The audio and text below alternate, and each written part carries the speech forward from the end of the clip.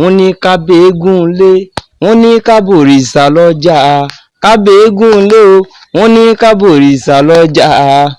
Ẹ̀rù jẹjẹ, mo ní ẹ̀rù jẹjẹ, Aláàfin àṣà ló dóde o.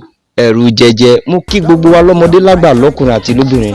Orúkọ mi ò yí padà, aṣọ ni mo padà, wọn ò porúkọ mi dà. Olushola blessing lórúkọ tèmi tí gbogbo ayé mọ̀ sí Mr Creativity. Àwa ló máa gbàwó òbeleji, ọmọ arílé mọ́ bá sí, ọmọ àfijà sínú pètè ẹ̀rín, ṣe báwa náà lọ́mọ àfibí sínú oúnjẹ nílé baba tó bí wa lọ́mọ. Mo kí gbogbo ẹ̀yin olólùfẹ́ wa tí ẹ bá wa wo sinimá tuntun tá a gbé jáde tó wà ní YouTube lọ́wọ́lọ́wọ́ báyìí tí àkọlé rẹ̀ ń jẹ́ Aláàfin àṣà. A kí yín o, iná ò ní tán lówó yín.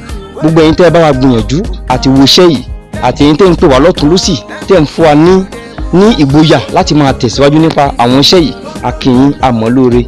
Àwa ń fi dédé àkókò yìí fi kéde fún ara wa wípé kí a kú ojú lọ́nà sinimá tuntun tó ń bọ̀ látọwọ́ Olushola blessing Mr Creativity tí àkọlé rẹ̀ ń jẹ́ Ayé Funfun.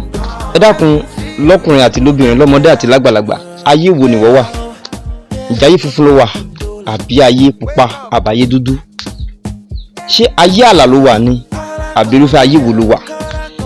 Mo fẹ́ farabalẹ̀ kẹ́ máa retí wa. Ayé funfun látọwọ́ Olushola blessing Mr Creativity. Ó ta gidi gan, ìtàn ńlá ni tó yẹ pé tá bá parí ẹ̀tàn ẹ̀yin gan ẹ máa gbóṣùbà fún wa pé a kú iṣẹ́ takuntakun.